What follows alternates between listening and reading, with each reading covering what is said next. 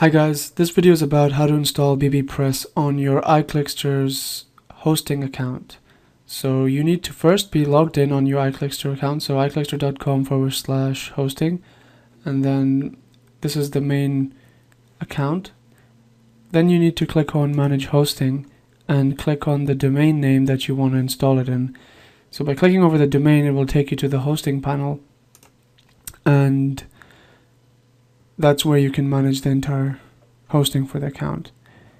You simply scroll down once you're on it and locate under CGI scripts, locate the BBPress forum icon, and all you have to do is click install here.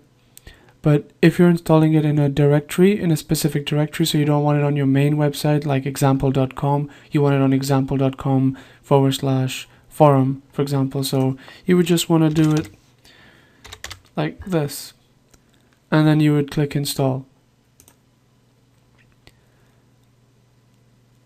It takes a couple of seconds and it gives you a successful notification that it has been installed, and it tells you the location it's been installed on the address, web address, and it's as simple as that. Thank you for watching.